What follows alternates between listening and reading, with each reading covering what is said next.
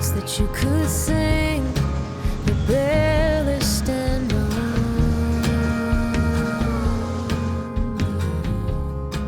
I get CDs all the time. You know, there's always a stack of CDs on my desk, on my floor, on my shelves, and then an inbox, you know, in my email that's hundreds and hundreds of emails. And a lot of people, you know, you listen to it, you catch a little bit of it, you move on to the next thing, and I can actually remember listening to Rose Cousins for the first time. You know, I can remember sitting there and seeing this CD on my desk and putting it on and listening to it and thinking like, wow.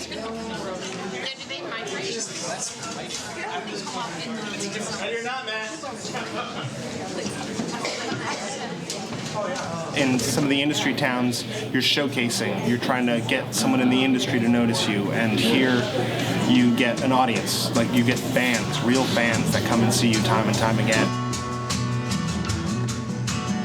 In a room this size, there's no line between the performers and the audience. I've been traveling to Boston now for about 8 years.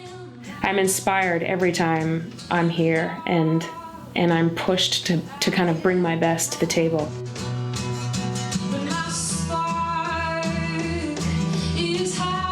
There's something about where I am now, and maybe what the life of my next record needs is this beautiful spirit of collaboration and the connection and just making the songs better than they can be, better than I can make them on my own.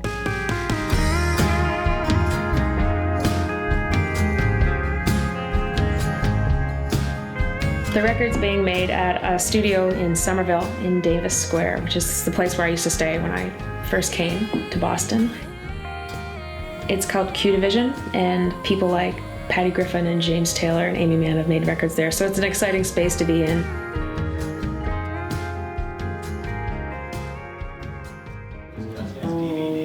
There's already some puppet video out there. You know, it's going to be there. If you want it, it's there.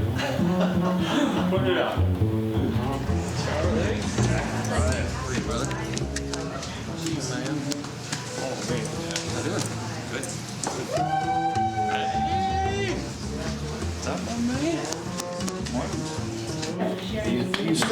You served. That's so awesome. So excited.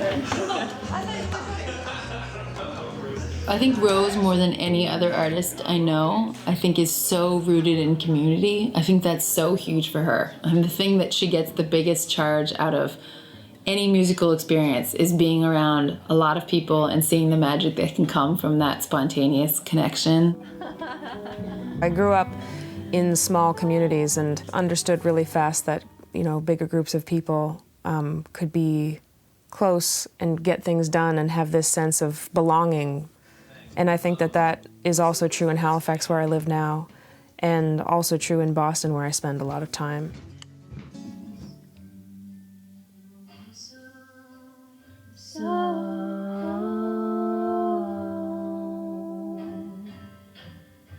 I worked with both of them and got introduced to Rose Cousins via Rose Polenzani, similarly to most people here.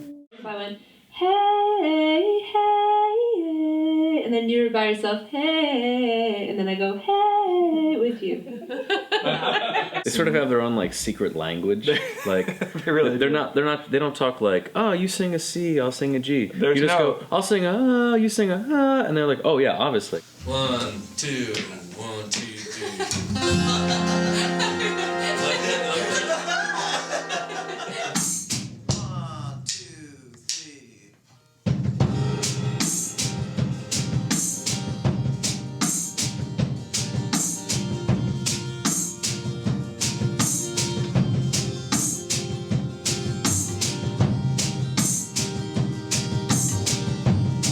The interesting thing about it is that someone new is always in the driver's seat. The session takes on a different flavor because of that. That whoever that person is, it takes a little bit of their personality. I mean, we're still always in a circle. You know, Billy's always there on the drums, Zach's always there on the bass. I'm over there. You know, Dinty's always there, but you know, we're looking across at each other, and this time, you know, it's Rose at the helm. And some of what's fun about this project is it's sort of so far a mix of these new songs that she's come up with, some of which she wrote actually at a retreat that we were all on together. In the evenings at this retreat that we were at, we would all come together in this big room by a fire, and we would go kind of around the room, and people would share what they had worked on in the day. And everyone would play on them, or sing on them, or play spoons, or play Glock. It just seemed like a no-brainer that these would be the people to make the record with. The same for her, then your heart could rest on the wall. 'Cause I want someone near, they remind me of my dear. You think you could ever be. Wait, what are we all singing? Are the three of us on the same note? I want someone. Oh, you're doing that? Yeah, Okay, I was doing that one. All right, good.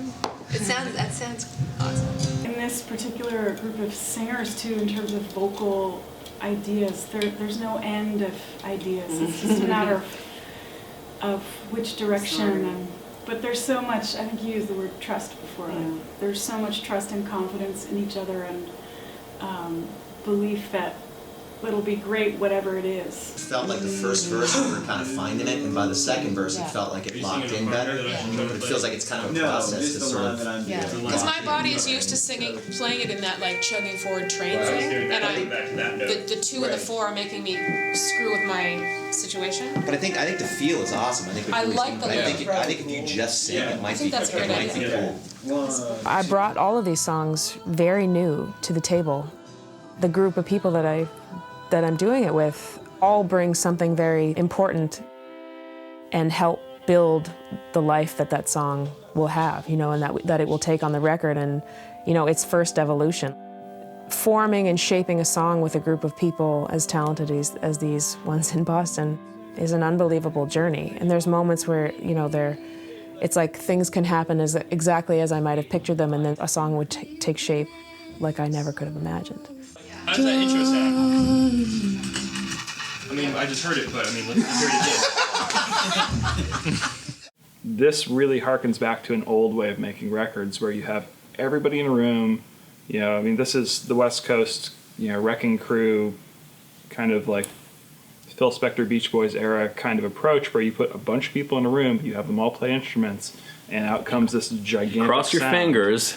Well, yeah. Right, and it's true. And there's a lot of choice of error, I guess is the way to say it, where not everything is going to be absolutely perfect, but that's the beauty in it. You know, and there are records that have come out in the modern era like that. Sure. You know, somebody like a Ray LaMontagne or Ryan Adams who have made records like that, and they're noted specifically for that. And I've always felt like this is a group of people who deserve more notoriety than they get for making records like this. Totally. Awesome. Yeah, it's a lot of heart. It's a lot more about heart than it is about precision or anything else. And when I listen to records, that's sort of all I really care about.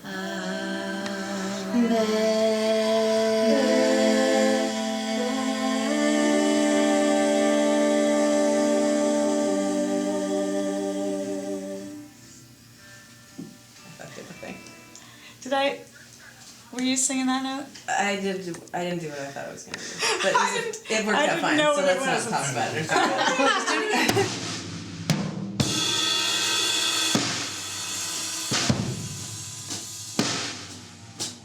Everybody is focused on what will make the song the very best, and we don't stop until everybody feels satisfied. And the songs are incredible. Yeah. More devastatingly beautiful songs by Rose Cousins. Yes, please. She hurts us. She does. We like it. We're hurt.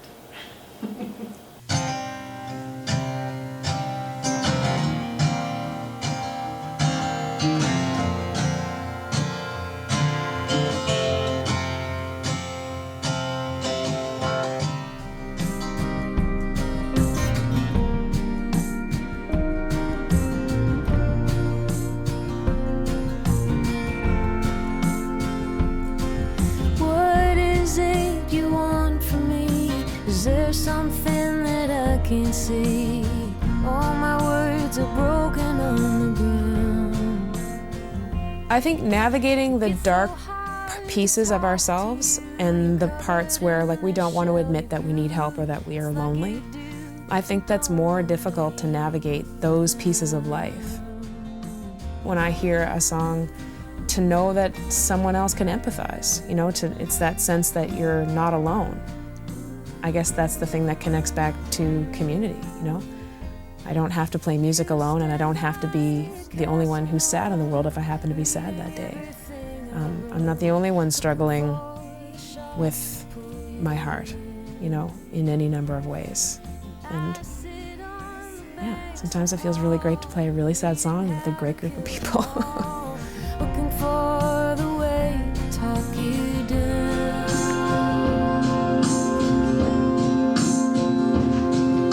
It gets so hard to talk to you. You're covered in the shell you grew. It's like you do and don't want me around. I think you should go to the bass note before "Don't Leave For Me."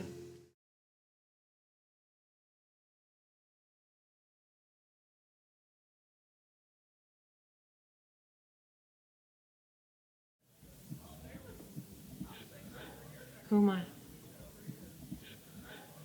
Zachariah Hickman is like the ringleader in this band, and then in most bands that he's in. He's just he's a natural leader, and it's hard to not listen when he says go.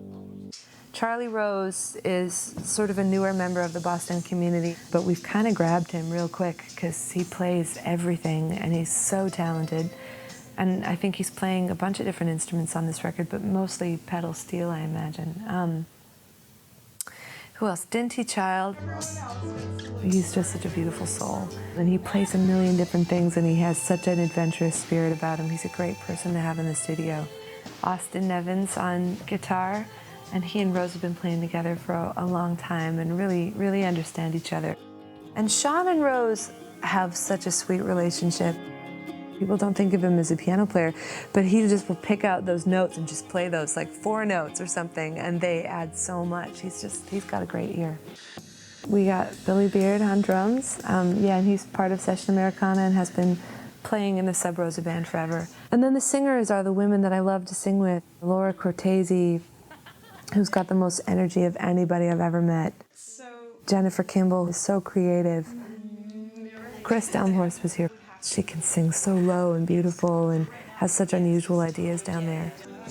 And we were lucky enough to get Mark Arelli in the studio, and that was a blast and fun to hear him sing. Just, he's one of those singers that you just want to hear. You could hear him sing anything, it'd be amazing.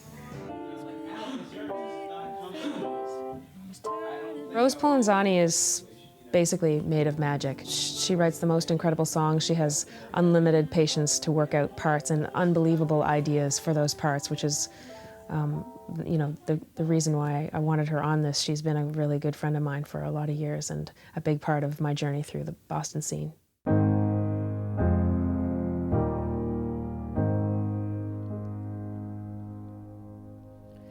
You in this light, I give up my fight. John Strymish is a photographer, not as an occupation, but as his contribution to the music scene. He doesn't play in a band, he doesn't play with the gang, but he's a significant member artistically to the group. He takes beautiful photographs on 3200 film, you know, where everyone's gone digital. He takes these amazing photographs of what we do and how he experiences the music.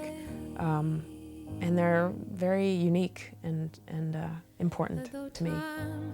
I feel like I have sort of a radical idea, which is that art is not a job, it's a way to communicate, which seems so obvious, but it seems like something society has completely forgotten.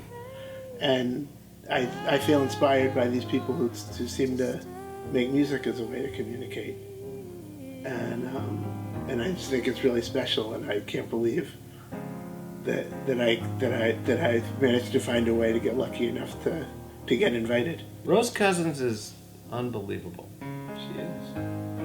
It's been really amazing to have her pulled into this orbit, but she's one of us now, and you know, it's funny to me, it's like we're all here in this community, we do what we do, and we love it, and we do it constantly, week after week, it's not like taking it for granted, but it's like you get used to it. And then all of a sudden someone comes into it from outside, and I'm like, holy shit, this is unbelievable. That's what I was doing. I feel like my dancing is going to be hindered. Yeah. Do you want me to? No, I just want to. My stand is like on top of you. Drastically.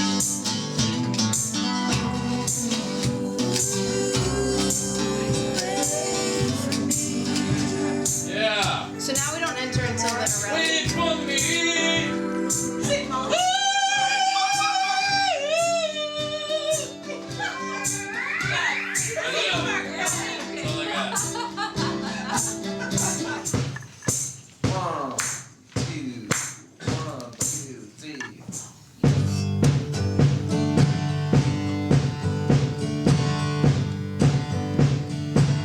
You said that we walk together. Baby, come what may. That come the twilight, should we lose our way? If as we were walking, a hand should slip free, I'll wait for you. Should I fall behind, wait for me. We swore we'd travel, darling, side by side. We'd help each other stay in stride. But each lover steps forward so differently. I'll wait for you. If I should fall behind, wait for me. Now everyone dreams of a love lasting and true. But you and I know what this world can do. So let's make our steps clear, so the other may see. I'll wait for you. If I should fall behind, wait for me. Everybody look! Everybody.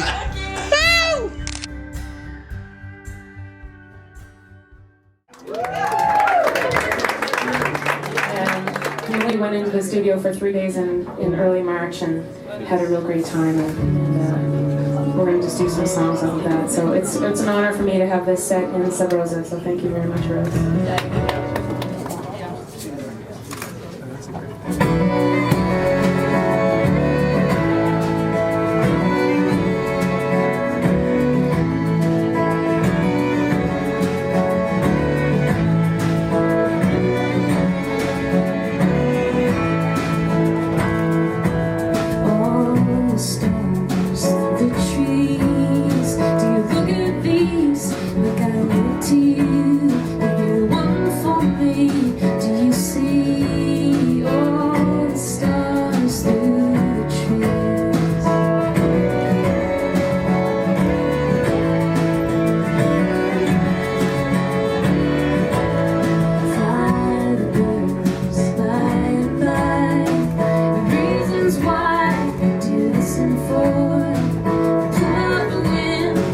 Swoop and soar, do you want more?